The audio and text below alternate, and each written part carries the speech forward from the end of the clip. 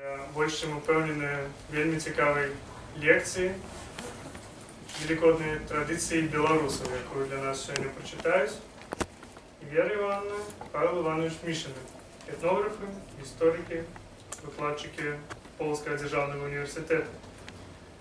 Великодные традиции натурально вельмі богатые у белорусов, и мы хотели вам с часткой гурта «Варган» показать невеличкую частку наших традиций. Это безволочебная песня, эта традиция наибольше распаўсюджаная как раз таки на Витебщине. За синим морем, за быстрой рекой, Зелёный явор Дуброва, к тебе, малайца, я перевязу. Зелёный явор Дуброва, К тебе весело направо крыло, Зелёный явор Дуброва, твою девчину налево крыло, Зелёный явор Дуброва, твою дружину на середину, Зелёный явор Дуброва, твою музыку хоть на языку. Зелёный явор Дуброва, Зелёный явор Дуброва. Значит, первым делом хочу сказать, что когда мы начали с Верой Ивановной готовить сегодняшнее выступление, то мы так слегка увлеклись и остановились, когда набросали себе план на 12 листов, о чем можно сказать. Вот, да, ну так, чуть-чуть, так немножко, да. Поэтому просто помните, пожалуйста, что тема необъятна, и здесь вот каждый слайд можно развернуть в отдельную лекцию часа на 2, как минимум.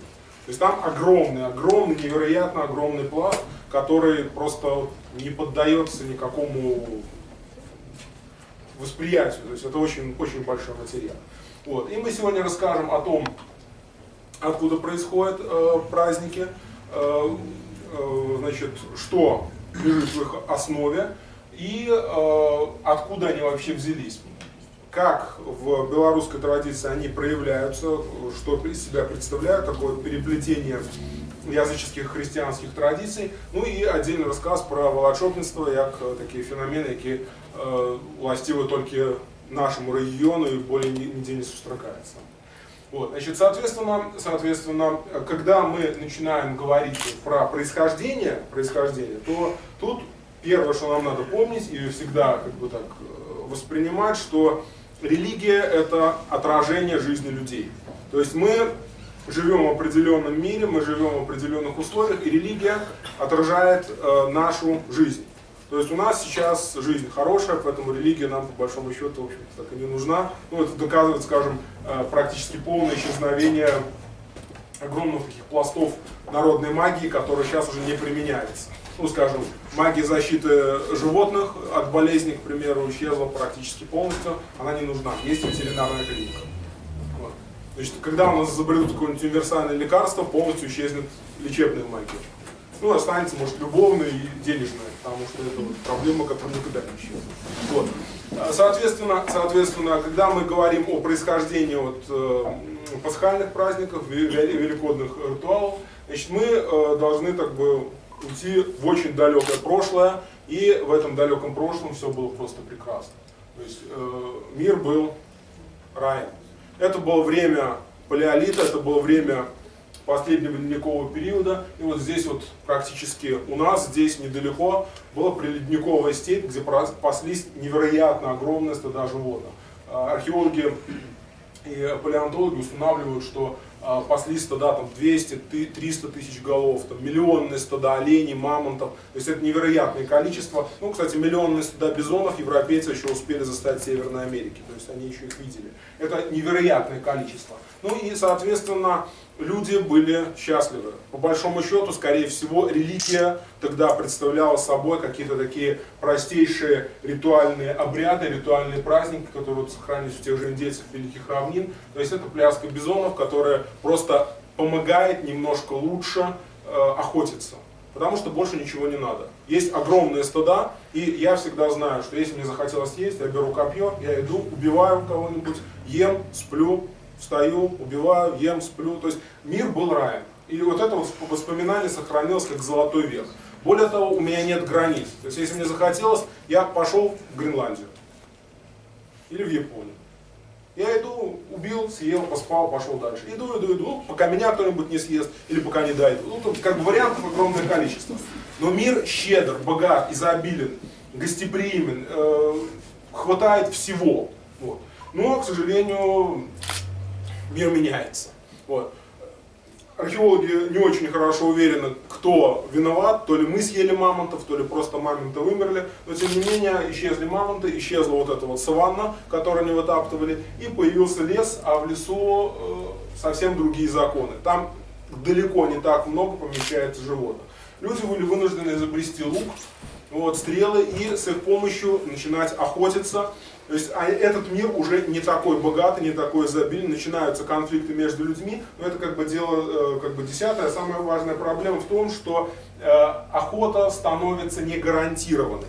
Никто не может сказать, что на завтра нам хватит дичи, на завтра нам хватит того, что вот мы будем есть, что у нас будет завтра еда.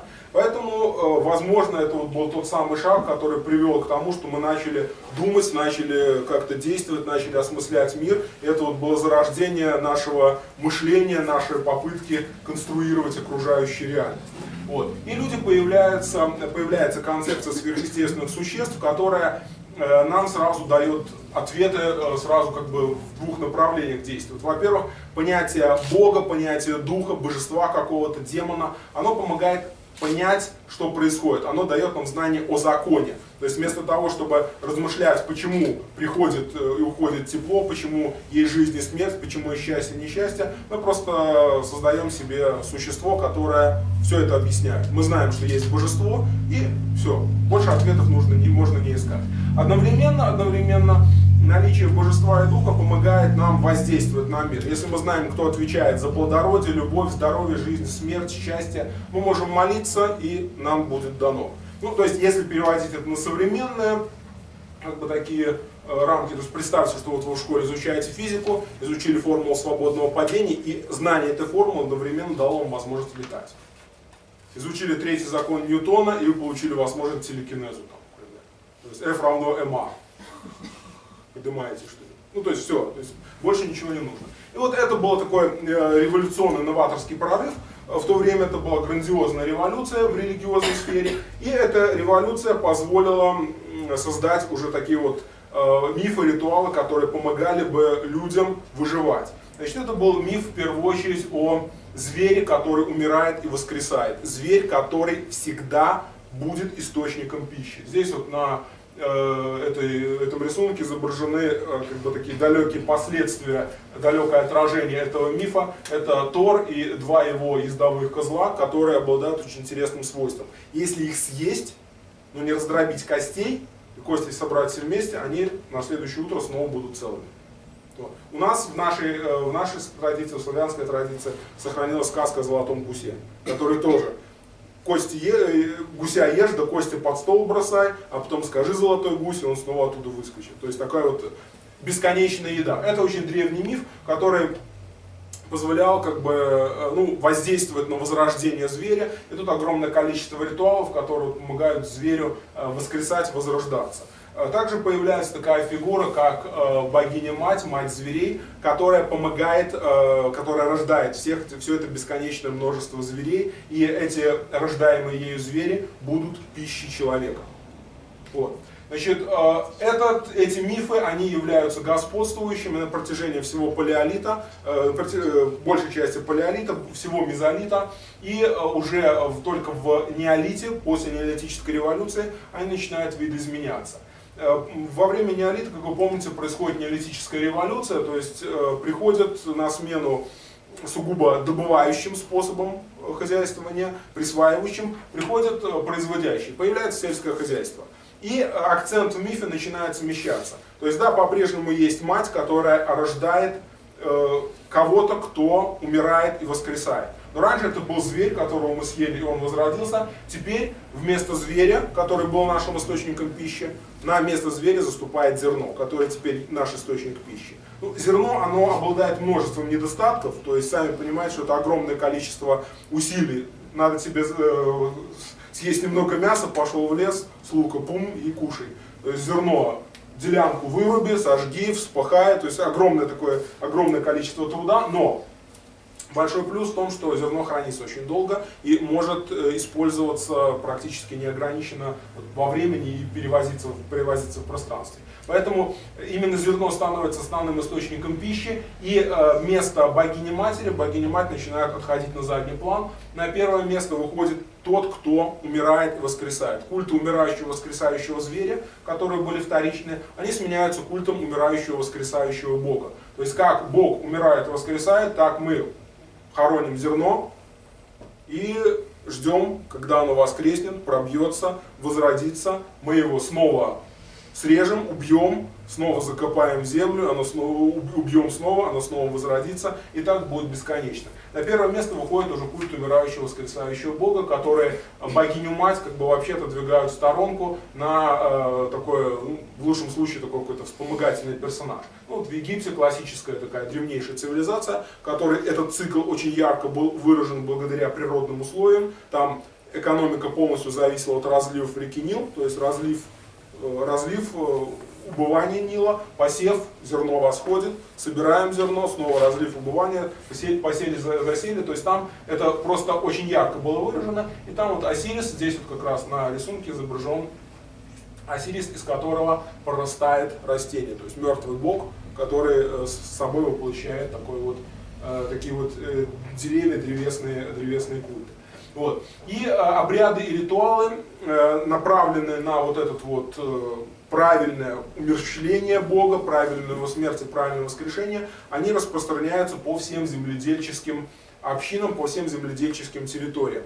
Ну, следует сразу заметить, что у нас имеются большие сложности с определением того, что было тут у нас. То есть мы пытаемся как-то экстраполировать и реконструировать славянские верования древних времен по аналогиям Египта, Греции, хеттов тех же самых. Но там следует помнить, что это цивилизации в социально-экономическом плане достаточно далеко ушедшие от достаточно такого простого хозяйства славянских племен, у них было все сложнее. У нас все было достаточно просто, и у нас по-прежнему большую роль играли представления о структуре времени.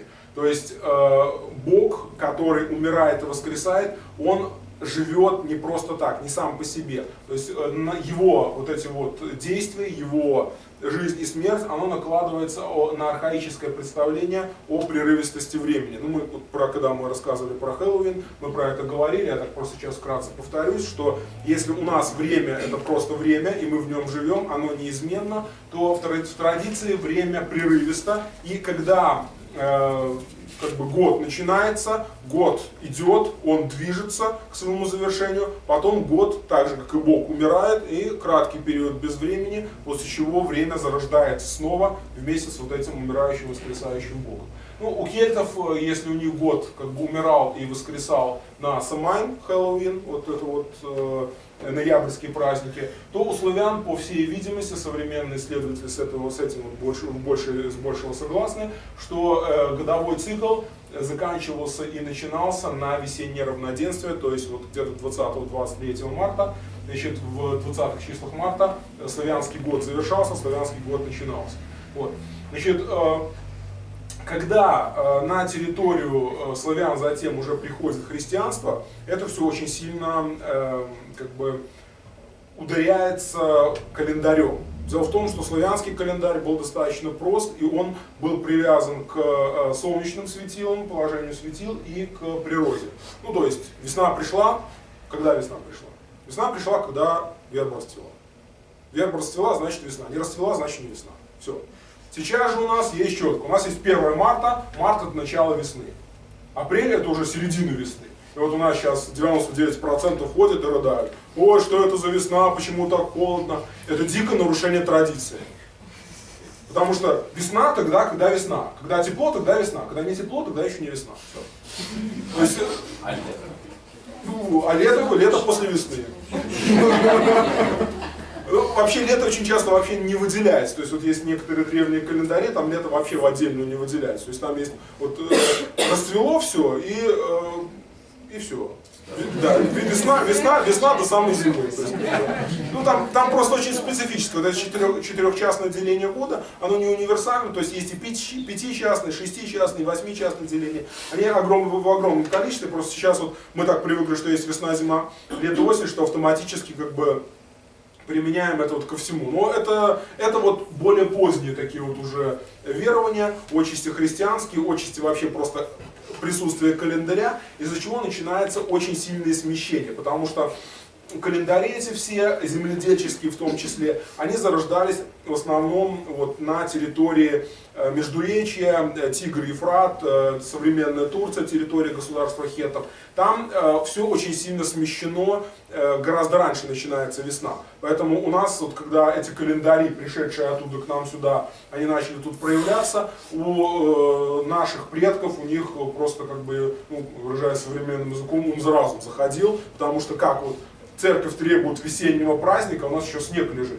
Весна, не весна. Отсюда вот то, что исследователи называют как бы распределением весенних праздников, потому что если вот брать современных исследователей, то они очень часто говорят, что весенние праздники у нас вот распространились аж от равноденствия и вплоть до мая. То есть вместо одного-двух весенних праздников максимум, ну вообще в идеале одного. То есть весенние праздники размазываются по широкому такому временному диапазону именно из-за этого вот несоответствия, из-за этих вот разбежек. Вот. И когда начинаются вот эти вот проблемы, то есть тут появляется христианский миф, который очень хорошо накладывается на славянскую традицию. Ну, тут как бы кратко упомянем изначально еврейская традиция, Песах. Значит, праздник Пасхи, он изначально вообще не связан с земледелием. То есть Песах – праздник освобождения, точнее праздник выживания. Если так вот, опять же, говорить общими словами, то этот праздник можно выразить одним словом – пронесло. Мимо нас. То есть вот это вот праздник Песах, то есть мы отмечаем то, что вон там, обратите внимание, в окошке, там такая летает чуперадл такая вот страшнющая. То есть мы спрятались, мы в домике, мы пометили наши двери кровью свежеубитого агнца, и ангел Господень прошел мимо нас, он убил всех, кроме нас. Мы выжили. Ура! Вот. Это исходная суть праздника. Вот. Затем на вот этот вот еврейский праздник, от него в христианстве осталась только дата, то есть и название, наложилась христианская традиция, куда включается несколько сразу важных ключевых таких моментов. Это вход Господа, въезд Господа в Иерусалим на ослике и с пальмовыми ветвями, которые у нас были заменены вербой. Вера Ивановна про это позднее подробнее расскажет. Вот. Затем важный аспект — тайная вечеря, то есть это разделение пищи между сторонниками, вот, предательство Иуды здесь же, как бы выделение вот этого вот пищи священной, то есть тот, кто принял тело мое, плоть мою, будет жить вечно, вот, предательство Иуды, распятие и воскрешение Христа. То есть это вот все ключевые такие моменты христианской традиции, которые появились, и они распространились по миру. Ну, следует заметить, что это вот в исходном варианте, это все тот же умирающий, воскресающий Бог, просто отдельный специфический его аспект.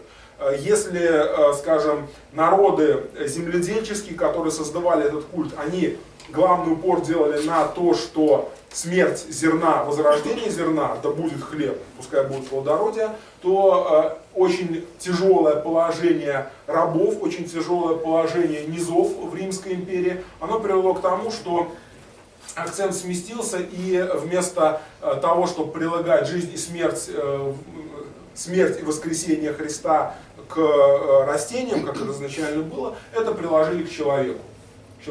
Связано это с тем, что тогдашнее положение вот, людей, низов в Римской империи, оно было безнадежно не только в жизни, им ничего не светило, но и в смерти. То есть сейчас мы опять же привыкли, что те, кто верят, они верят в то, что есть душа, и душа после смерти что-то получит.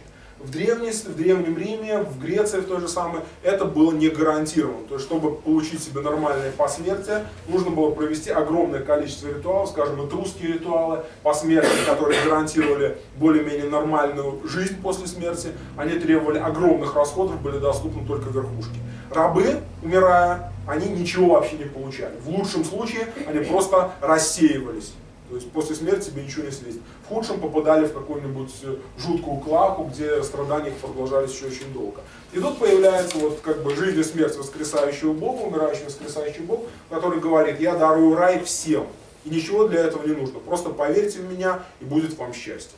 Вот. Ну и этот вот, именно в этом аспекте христианство распространилось по миру.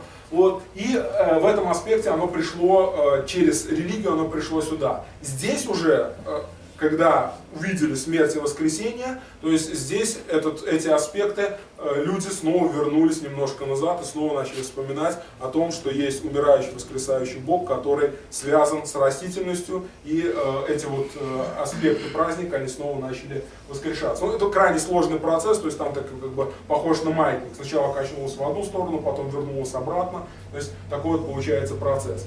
Но тем не менее праздник этот у нас укоренился, и еще одна сложность связана с тем, что праздник Пасхи, он определяется, вот и то, что взято из еврейского календаря, он определяется по солнечно-лунному календарю, и ключевым аспектом является весеннее равноденствие, потом после него отсчитывают первого полнолуния, и потом только выбирают первое воскресенье после первого полнолуния, после равноденствия. То есть это определение даты Пасхи. Вдобавок сюда еще добавляется разбежка между, ну, то есть католичество, православие, разница в календарями, и еще там небольшая разница в расчетах. Так что современная формула, в современности мы просто узнаем из интернета. Раньше это специальные расчетчики, которые высчитывали дату Пасхи, и даты эти хранились в монастырях, то есть там были такие специальные службы, которые всем этим занимались. То есть вот эти вот древние традиции, они привели к такой разбежке. Вот в этом году у нас Пасхи совпадают, но они очень часто разделяются на очень длительные сроки, то есть бывает, что и 5 недель, вот, то есть это довольно длинно, больше месяца. Так что разбежки тут довольно серьезные. Вот. Ну и, соответственно, вот этот вот весь комплекс, он из древности как бы корнями своими вырос, пришел к нам сюда, тут укоренился, связался с теми языческими представлениями, праздниками, которые тут были, тесно с ними переплелся и продолжал существовать. Ну, дальше уже Вера Ивановна.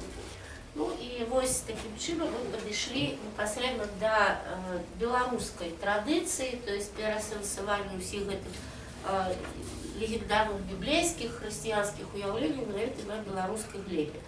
Коли ми проаналізуємо увесь этот великодный цикл, мы бачим, что в принципе есть несколько таких сукнасных істотных кропок, якія традиції так ці інакш обыгрываются. Это початок поста, середина поста, ну и финал поста, то есть апошні тиждень, який починається від Вербниці, і друга його полова, яка непосредственно примыкає до Великодня. І таким чином, коли ось трошки пройстися по гэтых кропках часовых, то мы бачимо наступне.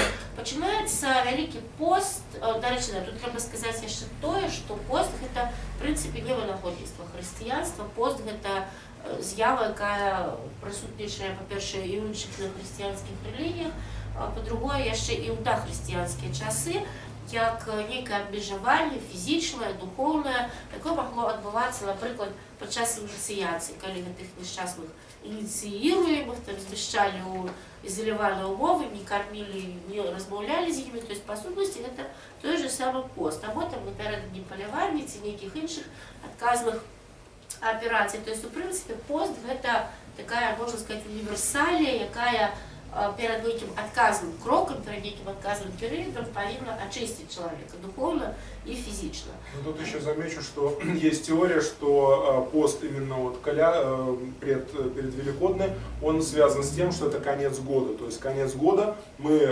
подвергаем себя таким вот очищением, чтобы быть перед началом следующего года полностью чистыми. Отсюда такое поверье, что тот, кто умер во время Великого Поста, тот великий грешник. Он не сумел очиститься, и в следующий пост, в следующий год, в чистый год он не вошел. И из-за этого в некоторых славянских странах, даже вот к тем, кто умер во время Великого Поста, относились как к нечистым покойникам, как к самоубийцам, не хоронили их на кладбище и так далее. Ну і таким чином пост починається у православних з першого понеділка після Маслениці, у католиків так званой папяльцовай серады, калі трэба пасыпаць галаву попелам у знак пакоры і гатоўнасці прыняць прышэсце Хрыста, воскресення Хрыста. У традыцыі беларусаў панядзелак, першы дзень паста, называўся паласказуб, таму што ў гэты час трэба было паласкаць зубы гарэлкай, каб у іх не засталося мяса. Вось такая была цікавая традыцыя. Дарэчы, ёсць такая байка, што мужик спытаў у папа, а ці грэх есці тое мяса у панядзелак, якое засталося паміж зубоў з папярэдняга перыяду. Поп сказаў не, і тады мужик просто заціснуў зубамі кавалак сала, пераначаваў, ну і весь наступны пост і мог есці гэтае сала. Ну, увогуле, пост ўсё ж такі гэта час абмежавання, час, які забараняе нейкія гульні, нейкія бурныя забавы, ну, катэгарычна вяселле у пост, натуральна, ніхто не стаў бы спраўляць. Абмежаванне ў ежы, тут таксама могуць быць розныя варыянты, скажем, на сучасным этапе у праваслаўных пост дастаткова строгі, у католікаў ён вельмі мяккі, то есть, па сутнасці, увесь пост католіку зводзіцца да таго, што нельга есць мяса ў пятніцу. Все астатняе, малако, рыбу, што заўгодна ў любы дзень. У праваслаўных, натуральна, гэта больш жорстка. Яшчэ параўнальна нядаўна у католікаў таксама гэта быў дастаткова такі жорсткі пост, але вось рэформы каталіцкай традыцыі, каталіцкай практыкі ўжо ў 20 стагоддзі яны прывялі вось да такога змякчэння. Значыць, у ходзе паста выдзяляецца асобна такі момант, як сярэдзіна паста, серада посця, то есть лічыцца, што пост пераламліваецца напалам, і ўжо ідзе другая яго палова. З гэтым днём звязана адмысловае такое выпяканне рытуальных крыжыку або выпечкі ў выглядзе крыжыку або гаспадарчых прылад, якія набывалі такую магічную функцію. Іх, напрыклад, клалі потым у зерні пры сяўбе, то есть надзяляліся яны такой незвычайнай сілай. Астатнія, в прынцыпе, дні і такія моманты паставы яны фігуруюць слаба, і таму адразу мы пераходзім да такой важнай ключавой кропкі, як вербная нядзеля. Апошні тыдзень, апошняя нядзеля перад Вялікднем, як ужо было сказана, гэта уваход Хрыста ў Іерусалім і традыцыя, якая адпаведна хрысціянскай вось гэтай легендзе, традыцыя вітання яго пальмавымі галінкамі. Ну і вось адразу ж тут узнікае такое пытанне, чаму у нас, уласна кажучы, гэты дзень называецца вербніцай, чаму мы ушаноўваем дарму. Самае простае тлумачэнне тое, што у Беларусі пальмы не растуць, то есть, в прынцыпе, каб вы хацелі, іх нідзе не возьмуць, асабліва ў традыцыйнай культуры. Зараз можна з дома фікус прыцягнуць, але гэта не той час. Таму вось зараз такая пашыраная версія дастаткова сярод вучоных, што замянілі проста пальмы гэтымі самымі вербамі, таму што гэта, в прынцыпе, адно з першых дрэваў, якое вясной зацвітае, абуджаецца і сімвалізуе вось такое абуджэнне, нараджэнне новага жыцця, адраджэнне жыцця, воскресення Хрыста. І як бы калі вось чытаць кніжкі савецкага часу, то там будзе напісана тое, што гэта сапраўды быў нейкі старажытны, навіта дахрысціянскі звычай ушанавання квітнеючага дрэва вясной, і царква, як і ўсе іншыя, у прынцыпе, хрысціянскія святы, яго проста прыстасавала пад свае патрэбы. Але тут, в прынцыпе, можа быць і іншая думка, таму што не заўсёды вось гэта абсалютнае прыстасаванне мела месца. То есть могла быць і адваротная ситуация, мог быть и отворотный процесс, то есть некий атрибут, обвешанный церквой с сакральным, святым, и он потрапляет у орбиту народных уявлений, народных практик, навіть тому, что он связан с церквой. То есть, как те же самые свечки, ці там иконы, ці некие іншие сакральные атрибуты, то есть они в отворотную кірунок атрымліваецца их сакрализация, то есть не тому, яны успрыняты церквой, чтобы имели некий сенс у дахрысціянскі час, а наадварот, успрыняты традыцыі, тому что наделяются незвычайнымі здольнасцямі у самой религии христианской. Народ просто видит, что используется эта верба и думает, это неспроста. Значит, там есть могучее колдунство, значит, можно использовать, и начинает думать, а что мы про вербу знаем? Если ничего не знаем, то тут же добавляем. То есть цветет, с чем рифмуется, верба хлест бьет до слез, то есть ну, начинаем набирать, и в результате получаем уже такой мощный магический артефакт. Ну, до речі, ось гэта якби пераклічка, сувязь з хрысціянскай міфалогіяй, на каталіцкай традыцыі захавалася до гэтага часу, бо у католікаў гэтыя вербы і па сённяшні дзень называюць пальмамі. І вось тут, до речі, трошки адступлю ў бок. У апошнія гады вось много пишуць у інтэрнэце пра адраджэнне гэтай традыцыі, адмысловае ўпрыгажэнне велікодных вербаў на захадзе Беларусі, на Гродненшчыне. Там ёсць у Гродно цэлая такая сям'я, якая гэтым займаецца, вось гэтыя сёстры Кавалёнак. І вось можна бачыць, што гэта ўжо не столькі сама па сабе верба, сколькі такі твор дэкаратыўна-прыкладнога мастацтва. І вось гэта традыцыя пальмовая, гэта зараз внесена ў спіс нематэрыяльнай спадчыны. То есть ідзе просто вось такое адраджэнне таго, што існавала калісьці ў гэтым рэгіёне. Калі вяртацца да вярбы як важнага такога сімвала, то мы можам сказаць, што вярба ў народнай традыцыі надзяляецца лекавымі засцерагальнымі ўласцівасцямі, яна выкарыстоўваецца і як профілактика зубного болю, як профілактика розных хвароб. Трэба з'есці некалькі пупышак вярбы, каб не балелі зубы, і памяшчаецца дзесьці ў доме для таго, каб засцерагчы яго ад розных там нешчасцяў, ад буры, ад навальніцы. Ну і такі распаўсюджаны на вербную нядзелю звычай, гэта звычай біцця вярбой адзін аднаго. Пры гэтым вось трэба было прыгаварваць нешта такога кшталту, як бы нагадваючы, што хутка Вялікдзень, ну і зноў-такі праганяючы хваробу, праганяючы усялякія ягоды, якія маглі стацца з чалавекам. Дарэчы, яшчэ вось і ў экспедыцыях пра гэта часам распавядаюць, што маладыя людзі такім чынам маглі выказаць свае сімпатыі. То есть вербачкай можна было пасцябаць таго, хто падабаецца. Ну і адзін дзядуля ў экспедыцыі распавядаў, што ўжо калі хлопцу падабаецца дзеўка, дык ён не шкадуе, што будзе яе вербой біць, выказваючы тым самым свае пачуцці. Да. Ну, про тое, што гэта жывая актуальная традыцыя, я думаю, не трэба нікому распавядаць. Дастаткова было у мінулую суботу прайсціся па рынках, дзе гэтая верба прадавалася ў велізарнай колькасці. Ну і натуральна, што ў храмах яна таксама активно освещалась. Когда мы собирали информацию, наткнулся на то, что вот, запрос освещения вербы сразу выдает огромное количество ответов на тему, что делать с освещенной вербой после праздника. То есть народ интересуется. Да. Еще одно такое маленькое замечание, просто историческое такой момент. Как только в Европе появилась возможность получать пальмы, те, кто побогаче, тут же перешли с вербы на пальмы. Потому что 16, 17, 18, 19 века постоянно упоминание о том, что царская семья в России, королевские дома в Европе, они специально заказывают пальмовые ветви из Африки, из Ирана, чтобы вот у них это было вот по-настоящему.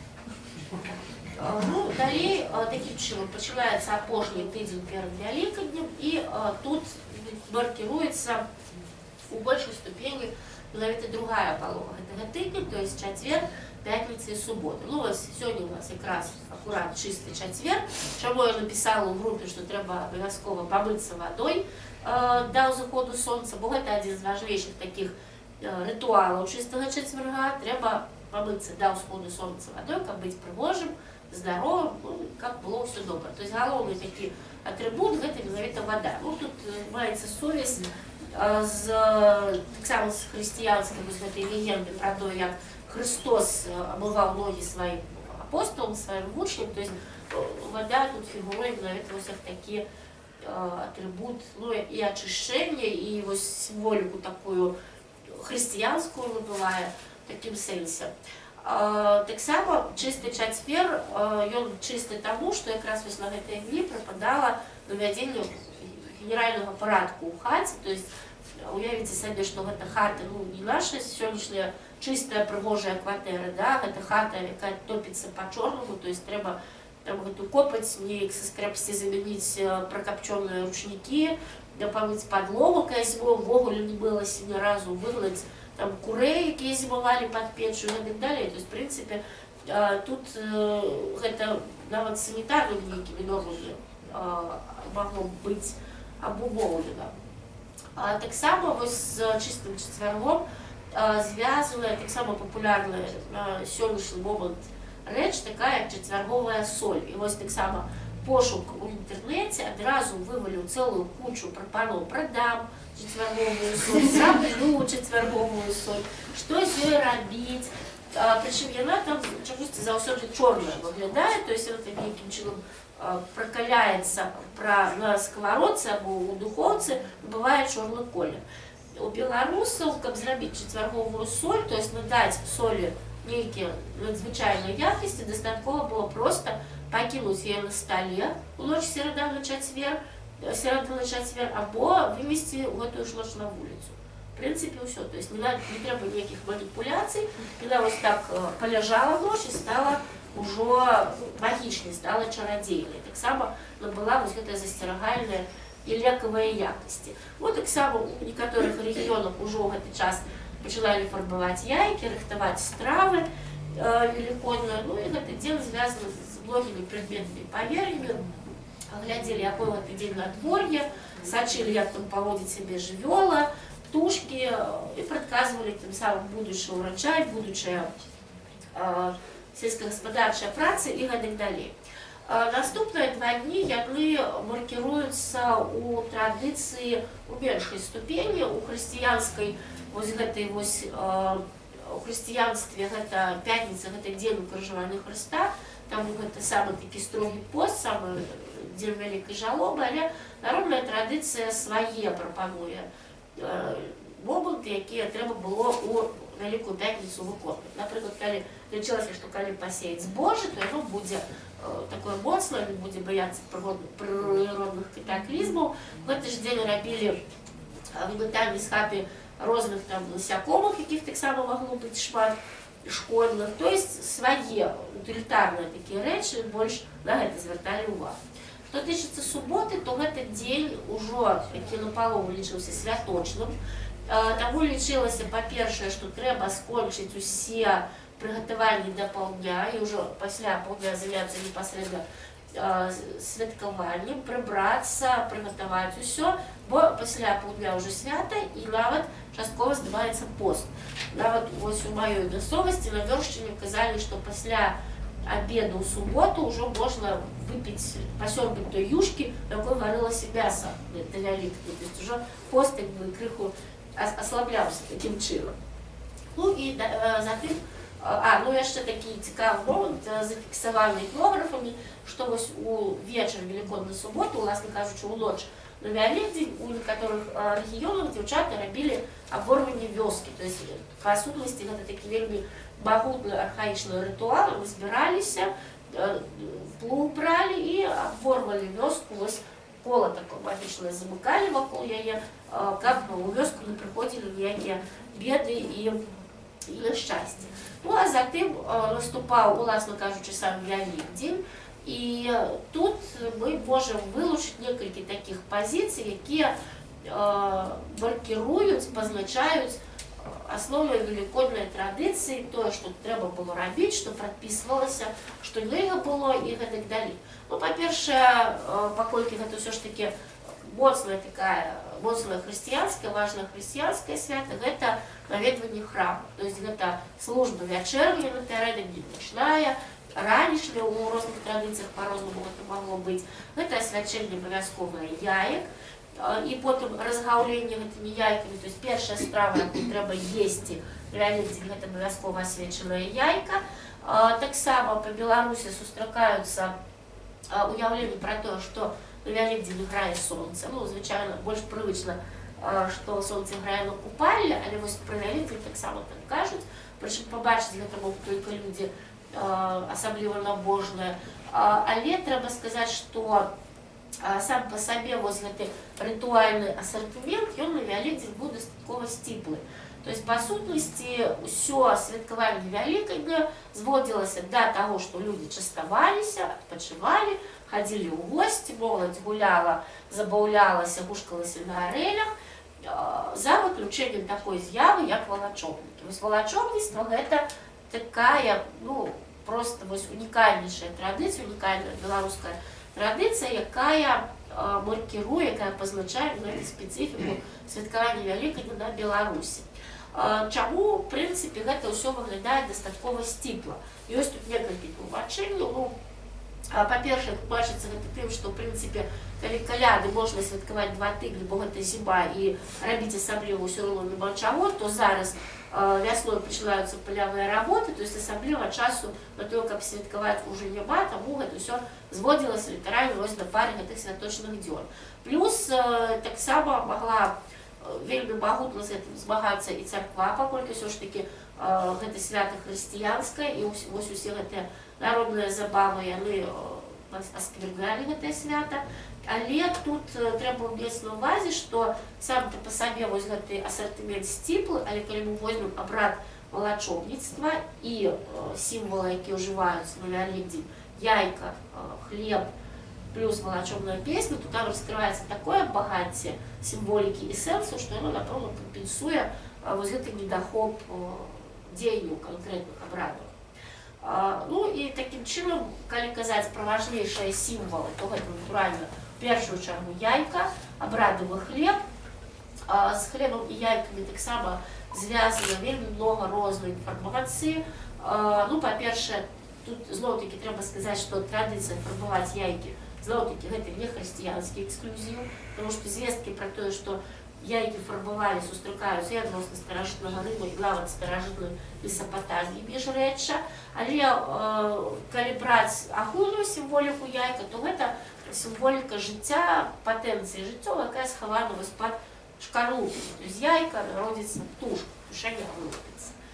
У хрысціянстве яйка набывае сімвал пячоры, труны Гасподняй, з якой уваскресае Христос. Ну і ёсць такая хрысціянская легенда пра маленькую Дарину, якая прыйшла на прыём, на аўдыенцыю да імператора Тыберыя, принесла ему белое яйко, як подарунок, бо дома больше ничего не было, и сказала, что воскрес Христос. Тиберий натурально не поверил, сказал, что когда он воскрес, то нехай это яйко станет червоным, ну, что, власне кажучи, и отбылося, и Тиберий тогда сказал, да, сапраўду воскрес. То есть, таким чином, як памятаю, христианская легенда з'явилася і привітання Христос воскрес, сапраўду воскрес, яким мы зараз и вітаемся непосредственно на Вялікдзень.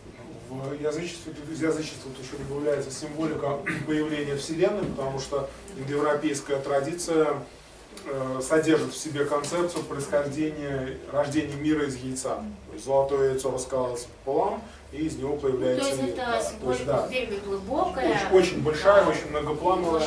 Больше широкая, чем это христианская трактовка. Если смотреть зарисовки архаических росписей яиц, вот, которые там, к примеру, у гуцулов встречались, то там очень много символики связано именно вот со змеями, с земля-небо, то есть вот как-то возможно, что это как-то отражает именно вот эту вот первичную концепцию. Ну і, як звичайно, народна традиція свае асаблівасці тут вывела. Ну, па-першае, вось мне вельмі падабаецца такое вераванне наіўнае крыху народнае, тым, што каб яйка лепш свяцілася, трэба разбіць яму скарлупіну. Так святасць усярэдзіну не патрапіць і прыйдзецца разгуляцца звычайным яйкам. Ну, а ўвогуле, вось само яйка і шкарлупіны ад яго, якія надзяляліся таксама рознымі магічнымі уласцівасцямі, то есть трэба было пакласці яйку ў ваду, умывацца гэтай вадой, каб быць прыгожым. Гэтыя ўсе рэшткі, шкарлупкі закопвалі на ніве або захоўвалі там як сродак ад пажару, і чырвонае яйка клалі за ікону, лічылася, што гэта абароніць ад навальніцы, ад пажару і гэтак далей. Ну, безумоўна, што самы такі важны элемент – гэта абмен яйкамі, то есть кожны ідзе ў госці, бярэ з сабой яйкі, дорыць свае, яму, значит, гаспадары свае назад аддаюць. Ну, безумоўна, што адорвалі на валачобніку, вельмі любілі мяняцца яйкамі дзеці, гэта быў такі цікавы элемент дзіцячай субкультуры, адсюль жа і яйкі, і гульні з яйкамі, то есть біткі, і качанне яек з горкі, ну, то есть яйка тут такі універсальны, можна сказаць, атрыбут, святочны, сакральны і гульёвы, і такі магічны, то есть много сэнсаў з ім звязала. Другі атрибут гэта хлеб, ну ён крышку так, ну, параўнанні з яйкам, можна сказаць, на другім плане знаходзіцца. На Вяледзень, аднак жа, таксама адмыслова выпякалі спецыяльны хлеб. В розных традыцыях лакальных ён называўся па-рознаму. У нас казалі булкі заўсёды, дзесьці называўся паска, ужо на Палесе, больш можа з Украіны, дзесьці куліш, дзесьці баба. Спецыфіка пасхальнай велікоднай выпечкі тым, што яна робіцца з кіслага цеста. У процівагу, ось тут таксама ёсць такое процістаянне з іудаізмом, дзе на Пасху робіць выключна прэсны хлеб. Пасхальная выпечка заўсёды, зараз она дрожжавая павінна быць, ну раней рошчаная, то есть на кіслым тесте зробленая. В иудаизме запрет на заквашенное тесто настолько силен, что существует обряд выметания крошек, любая даже одна крошка заквашенного в доме, это уже повод для гнева Божия. Там существует даже обряд продажи всего заквашенного, то есть у тебя в доме есть хлеб, ты его сначала продаешь знакомому нееврею, потом выкупаешь обратно, такая целая куча моментов связана. Ну и натуральна, што калі неслі сведзіць у царкву яйкі, то і хлеб абавязкова гэты куліш неслі.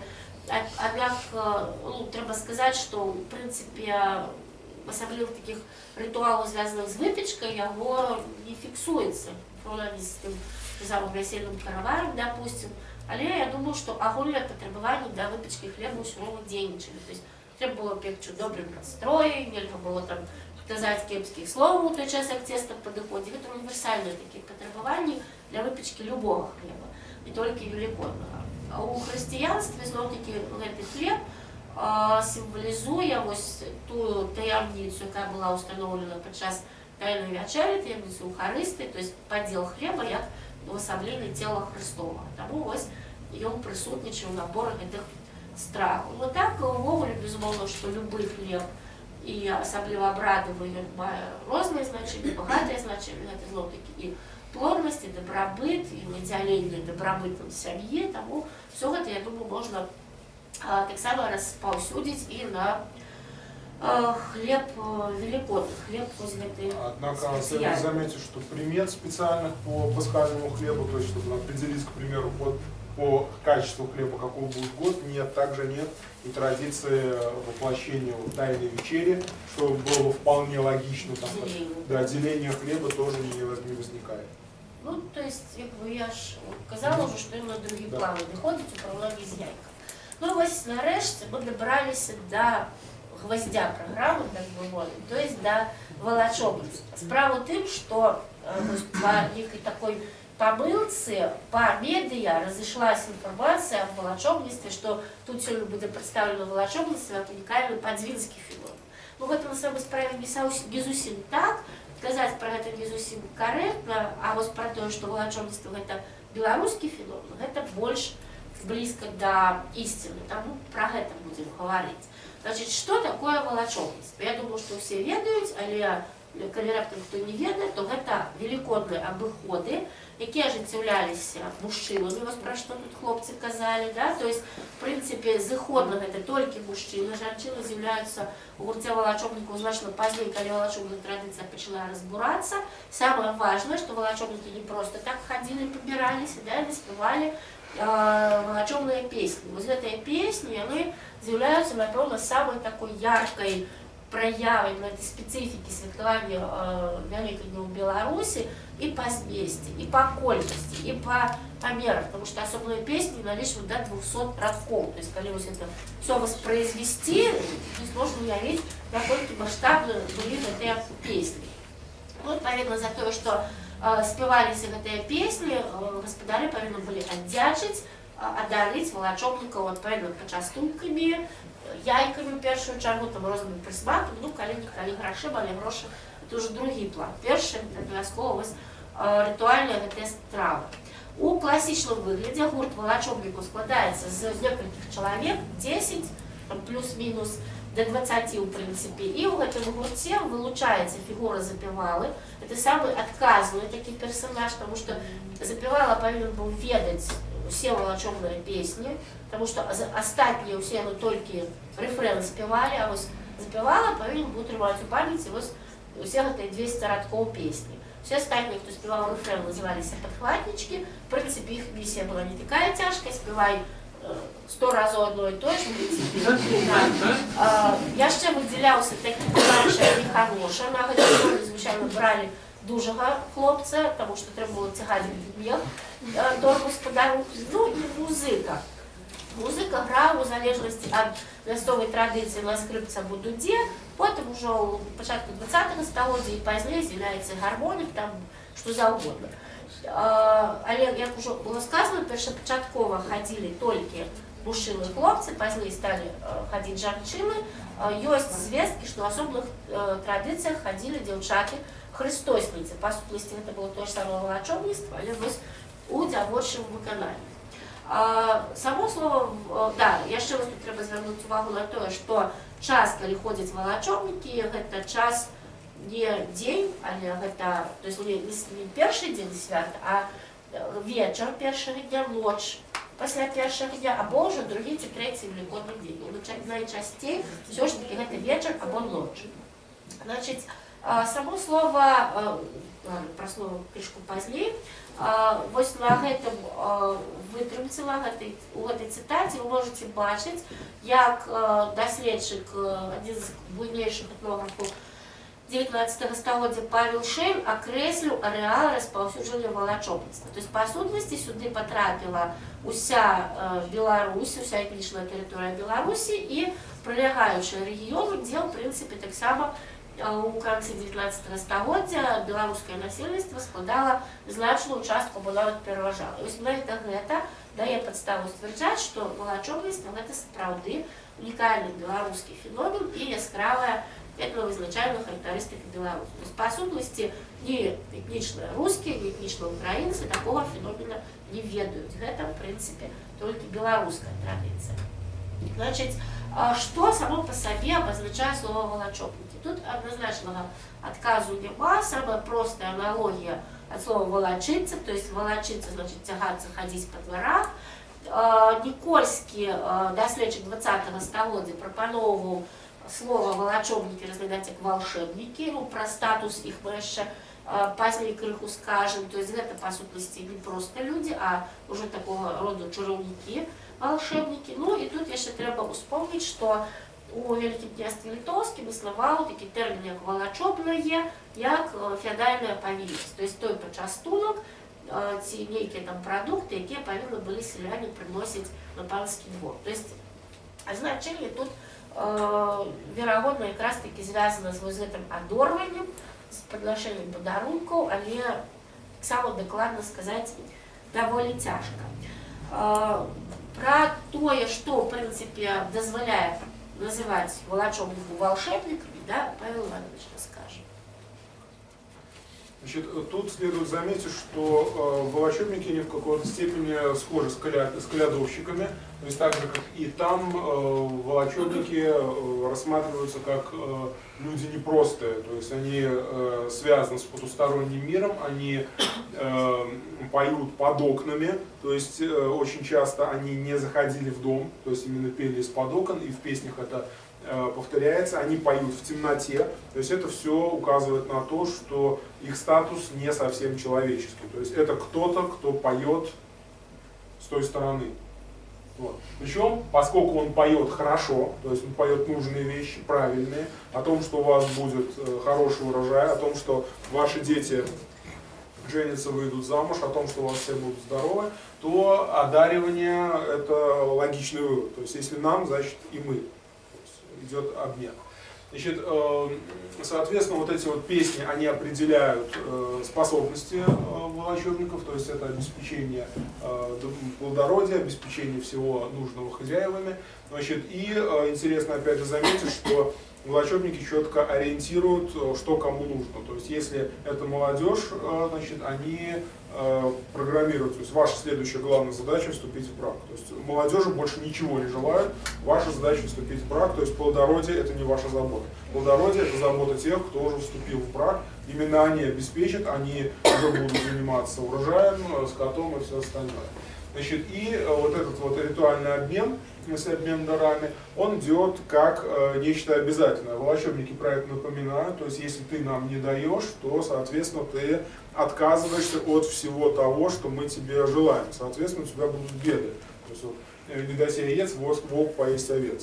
То есть это, да, не дай кока, яйцо вылезет в око. То есть это нормальная ситуация, то есть это не угрозы в том плане, что какое-то запугивание, это именно напоминание о том, что обмен должен быть справедливым. Если ты не отдаешь, не жертвуешь, то, соответственно, тебе ничего тоже не дадут. Если ты хочешь, чтобы у тебя все было нормально в этом году, если ты хочешь, чтобы у тебя все развивалось согласно норме, как это присуще людям в правильном мире, который, вот, так, программируют, выражаясь современным языком, волочебники, ты должен за это заплатить.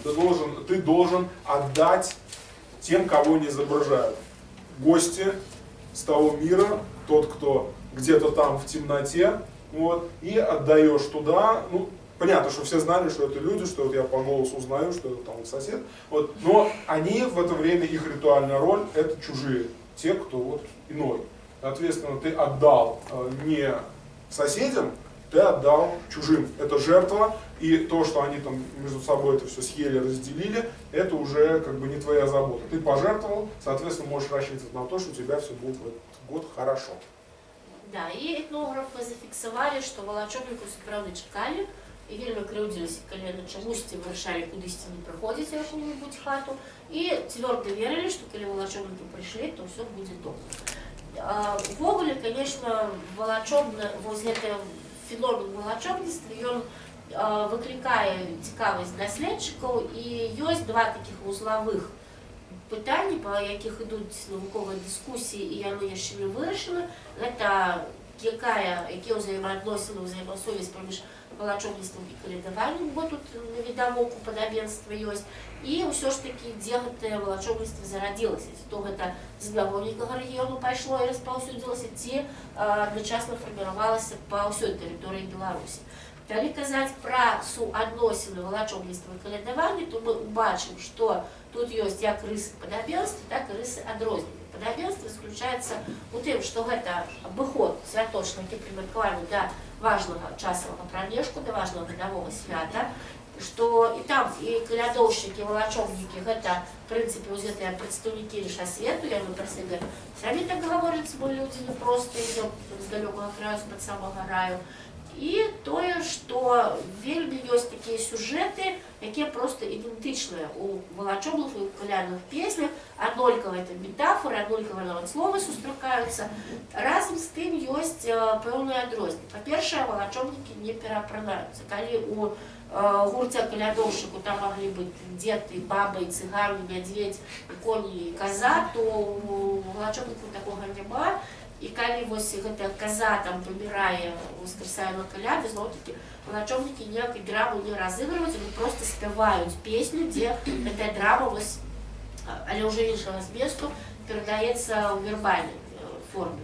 Плюс у калядных песнях няма некаторых тэм, якія вельмі яскрава фігуруюць у волочобных. Гэта тэма календара, я да яе крышку яшчэ пазней вярнуся.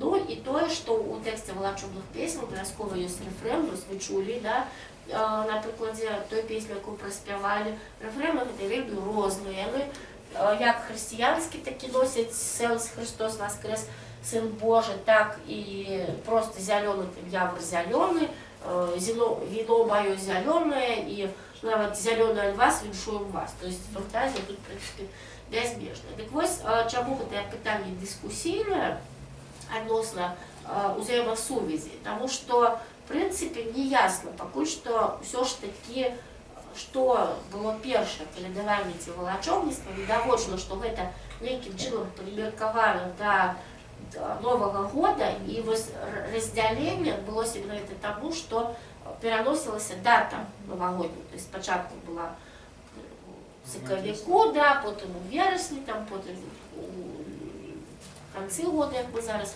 да, у студзені. Таму вось, ну, але сказаць адназначна, што было раней, да, і што ад чаго-то пачкавалася, пакуль што немагчыма. Может, кто-то из присутствующих потом скажет, разберется.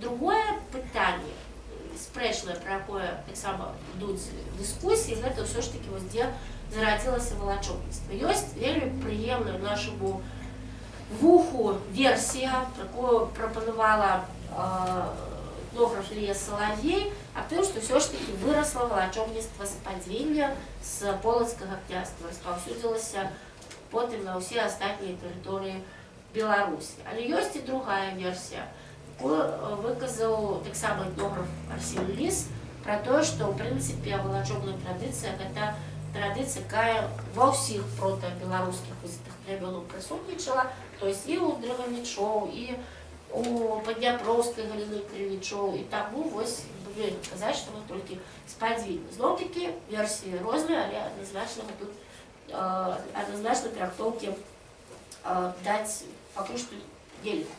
І апошняе, пра што хацелася яшчэ сказаць, крыху пра валачобныя песні. Іх вельмі многа зафіксавана. Ёсць асобны том беларускай народнай творчасці, дзе некалькі соцень узораў сабрана, паміма гэтага ёсць класічныя зборнікі этнаграфічныя.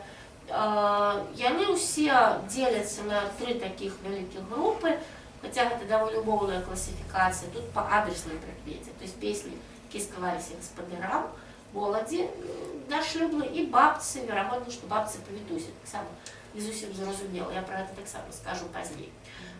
Класічная валачобная песня, як добрая курсавая работа, мае 3 састаўныя часткі: уступ, асноўную і заключэнне. То есть уступ гэта якраз вось той апісанне таго, як валачобнікі збіраліся, як яны ішлі і прыйшлі вось на гэты гаспадарскі двор. На гэта ва ўступе змяшчаецца апісанне іх далёкага шляху, што дазваляе іх трактаваць менавіта як прадстаўнікоў з іншасвету.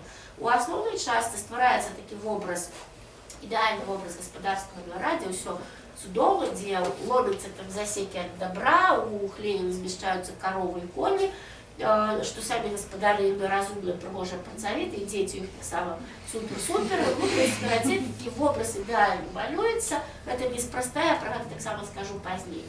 Ну і заключэнне гэта ўжо непасрэдна пажаданне, такое вось дастаткова адкрытае патрабаванне падарунку, ну і часам гэта нядобра пажаданне. Што будзе, калі пачастункаў не дадуць. І калі вось казаць пра менавіта змест валачобных песень, то нездарма вось усе гэтыя малююцца ідэальныя вобразы, нездарма такі ідэальны гаспадарскі двор, ідэальныя гаспадары. То есть, па сутнасці, калі мы прымаем за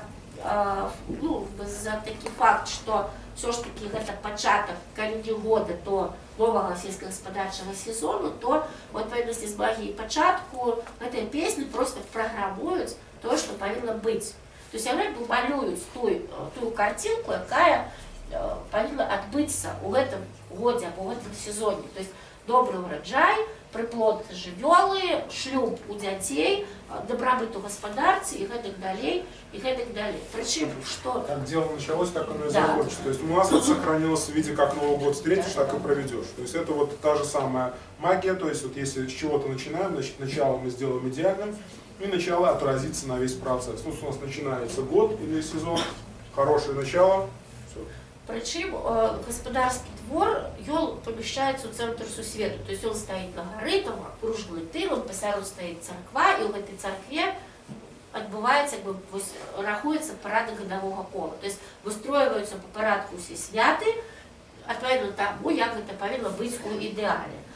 То есть, па сутнасці, гэта такі, ну, я не ведаю, праграмаванне, да, мобілізацыя такая на тое, што вось усё павінна адбыцца па парадку, усё павінна адбыцца так, як прадпісвае традыцыя, і гэта будзе гарантам, асабліва такім гарантам поспеху. Ну, а пра моладзь, як ужо было сказана, таксама у гэтых валачобных песнях праграмуецца шлюб, асабліва гэта тычыцца дзяўчат, таму што больш за ўсё валачобных песень спявалі дзяўчатам, бо дзяўчаты сядзелі дома, точна за хлопцы цягаліся па валачобнікам, да?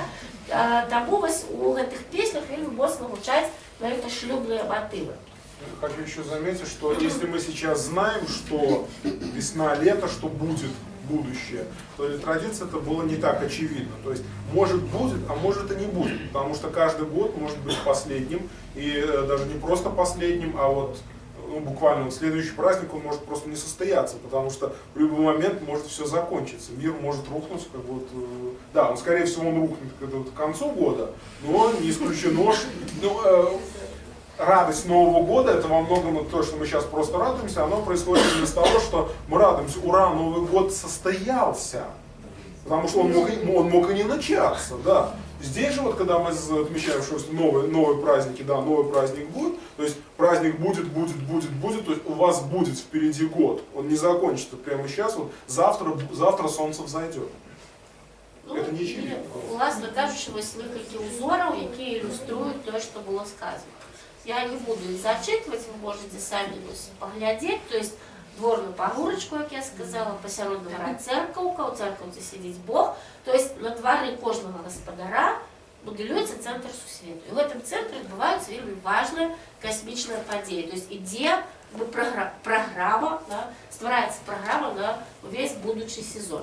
И вот то, про что казалось, то есть календар, да, вельми шмат зафіксавано узоров, где увесь сельскохозяйственный календар пералічваецца з указанием того, что в этот час трэба рабіць. То есть это вот уже песня со скорочением. Тут справді по 200 радков в этом узоре, то есть конкретно расписано, что калі адбываецца, калі якіх святаў вось мусіць адбывацца гэтыя працоўныя аперацыі. Вось ён яшчэ працягваецца, та ж самая песня. Да. І звярніце, калі ласка, увагу на што. Пачынаецца гэты, вось у даным канкрэтным узоры, да, год з 40 і заканчваецца 40. Прыйшлі 40 до других 40. Гэта якраз такі вось на карысць версія аб тым, што новагоддзе валачобніцтва было прымеркавана да вясновага гэтага новагоддзя. Іншыя ўзоры яны могуць і з каляд пачынаць, як зараз нам больш прывычна, але вось гэты ўзор, напэўна, больш архаічны в плане. Ну і тут яшчэ пару літаральных узораў, прыклад таго, чаго добрага жадалі гаспадарам, чаго валачобнікі сціпла для сябе прасілі і чаго яны зычылі, калі не атрымаюць падарункі. Да? То есть тут все дастаткова сур'ёзна. Что тычыцца песен для моладзі, как я уже сказала, для дзяўчынак гэта шлюбныя матывы, то есть тут свайго роду такое ўжо праграмаванне шлюбу, то есть описываются реалии, які адбываюцца падчас вяселля, пасад, там, пераезды свякроўкі. Песен для хлопцаў параўнальна мала, і яны вось цікава тое, што калі песні дзяўчыны, яны больш такія нават, я б сказала, реалістычныя, то есть там описываются реалии вяселля, то песні для хлопцаў, яны больш міфалагічныя, яны падобны на вясельныя песні для жениха, где ёсць вось гэты сюжэт пераадолены розных перашкод, чароўнага падарожжа, конь там фігуруе, які дапамагае хлопцу, як бы вось барацьбы за дзяўчыну там нейкай вайны. Вось тая песня, дзе праспявалі хлопцы, калі вы слухалі яе з без, там, в прынцыпе, таксама распавядаецца пра тое, што голуб стане чарадзейным памочнікам, перанясе хлопца там цераз рэчку, і яго жонку, і яго дружыну, і музыку, то есть, па сутнасці, з гэтай вось жа оперы, да, то есть, по сутности, отметности этих песен, это такой, можно сказать, не дублирование, предвосхищение, по-русски кажучи, маючага адбыцца вяселля. Ну и апошняя песня, категория песен, их не так шмат, это песен бабцы. Мне здаецца, што гэта песня адресаваная бабцям, это павітухі. Чаму? Потому что говорится, что валачобнікі гэта ўсе бабіны ўнукі. А у вёсцы была толькі одна бабка, якой усе лічыліся ўнукамі, это была бабка-павітуха. То есть усе, кого она, в принципе, приняла, они лічыліся яе ўнукамі. Ну, вось такія песні, тыповы такі сюжет, што прыходзяць ўнукі да бабкі, но ўсім дараць па яе. Я немножко назад вернусь чуть-чуть, где вот про двор как центр мира. Но еще следует тоже обратить внимание на то, что центр мира, там всегда все идеально. То есть тут еще как бы такой вот отсылка к тому, что в центре мира все происходит строго так, как должно быть. Чем дальше от центра, тем идеал искажается. То есть, поэтому если чем ближе к центру, тем все лучше происходит. Поэтому если вот ваш двор в центре мира, там будет все просто замечательно. То есть там вот краеугольный камень, там столб мира, там все происходит идеально, там живут боги, то есть фактически вот совмещение идеального мира и реального. Ну вот это, в принципе, так основное, что хотели сказать. Все равно Диким галопом. Да, коллеги, может быть, обязаны рассказывать об этом. Еще наш младший час. Мы все очень хотели поблагодарить руководство за наше приглашение, за возможность поговорить с вами, рассказать. Нам тоже очень приятно быть здесь и рассказывать всякие интересные вещи. Большое спасибо. Большое спасибо.